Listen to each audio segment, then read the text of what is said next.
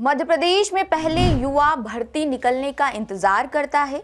भर्ती निकल जाए तो एग्जाम और ज्वाइनिंग का इंतजार करता है और फिर जब ज्वाइनिंग हो जाए तो इस बात की चिंता रहती है कि क्या जिसे ज्वाइनिंग मिली है वो ईमानदारी से भर्ती हुआ है या फिर फर्जी तरीके से।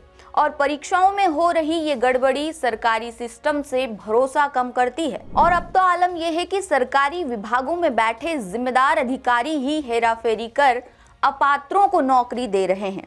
हाल ही में मध्य प्रदेश एसटीएफ की जांच में 100 से ज्यादा शिक्षक, डॉक्टर और इंजीनियरों की फर्जी भर्ती का खुलासा हुआ है। और अब मध्य प्रदेश पर्यटन विकास निगम में की गई संविदा भर्ती पर सवाल खड़े हो रहे हैं। आरोप है कि ये भर्तियां धांधली करके की गई है। आरोप लग रहे हैं कि अपात्रों को नौकरी देने के लिए न सिर्फ फर्जी दस्तावेजों का सहारा लिया गया, बल्कि पर्यटन विकास निगम की सिलेक्शन कमेटी ने भी फर्जीवाड़े को नजरअंदाज कर नियुक्ति का रास्ता भी खोल दिया। इतना ही नहीं, मामला 1.5 साल तक जांच में दबाए रखने के बाद अब कार्रवाई के नाम पर कुछ लोगों को नोटिस जारी कर फर्जीवाड़े पर पर्दा गिराने की कोशिश तेज हो गई है। दूसरी तरफ द सूत्र ने जब पर्यटन विकास निगम के प्रबंधक संचालक डॉक्टर इलैया राजा टी से कई बार संपर्क किया कि उनसे बात हो जाए और इस बारे में उनका पक्ष सुना जा सके, लेकिन बात नहीं हो पाई। पहले चलिए आपको पूरा मामला सिलसिलेवार बताते हैं। मध्य प्रदेश पर्यटन विकास निगम ने फरवरी 2023 में स्वागत अधिकारी और फ्रंट ऑफिस असिस्टेंट यानी FAO के 19 पदों पर भर्ती निकाली। भर्ती के लिए सैकड़ों अभ्यर्थियों ने आवेदन जमा किए, जिसके बाद इनकी स्क्रूटनी की गई। भर्ती प्रक्रिया के तहत मेरिट तैयार की गई, जिसके बाद सिलेक्ट अभ्यर्थियों का रिटन टेस्ट और इंटरव्यू हुआ। प्रक्रिया के इन चरणों के बाद चुने गए अभ्यर्थियों के डॉक्यूमेंट वेरिफिकेशन हुए और ज्वाइनिंग दे दी गई। लेकिन ये नियुक्ति प्रक्रिया शुरू से सवालों के घेरे में रही। बावजूद इसके चयन समिति ने इस ओर कोई ध्यान नहीं दिया।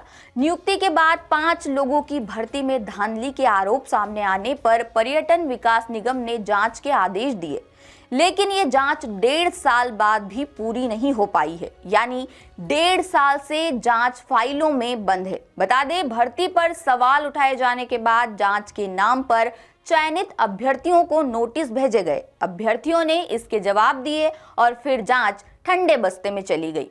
शिकायतकर्ता ने EWS कोटे में गलत नियुक्ति के आरोप लगाए थे, लेकिन इस पर सिर्फ जांच का दिखावा किया गया और यही वजह है कि अब तक जांच का कोई रिजल्ट सामने नहीं आया है।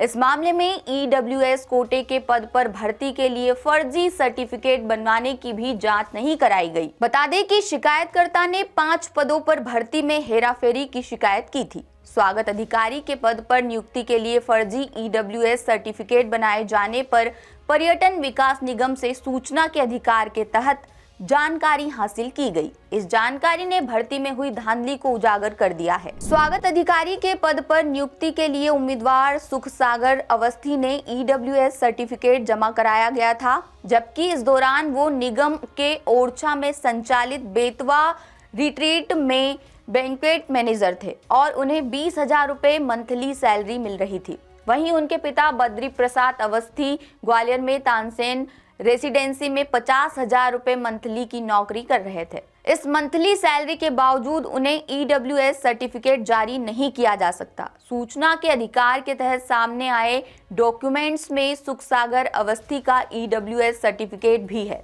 इस पर जारी करने की तारीख 14 फरवरी 2023 दर्ज है। वहीं उन्हें स्थायी निवासी प्रमाण पत्र 10 फरवरी को जारी किया गया था, जबकि जिन डॉक्यूमेंट्स के आधार पर सर्टिफिकेट बनाया गया वो मई 2023 में बनवाए गए थे। इस आधार पर अवस्थी के सर्टिफिकेट की जांच की मांग भी की गई, लेकिन निगम ने इस पर गंभीरता ही नहीं दिखाई। सिर्फ 5 अभ्यर्थियों को शोकॉज नोटिस जारी किया है। यानी जांच के नाम पर सिर्फ खाना पूर्ति चल रही है और कार्रवाई के नाम पर सिर्फ कानून का डर दिखाया जा रहा है। और वो लोग जिन्हें ईमानदारी से उन पदों पर होना था वो कार्रवाई की राह देख रहे हैं। देखते हैं अंधेरा कब छटेगा और सूरज कब निकलेगा। खबर पसंद आई हो तो द सूत्र को सब्सक्राइब जरूर कर लीजिए और वीडियो को लाइक जरूर कर दीजिए। भोपाल से ब्यूरो चीफ संजय शर्मा की रिपोर्ट। लेटेस्ट,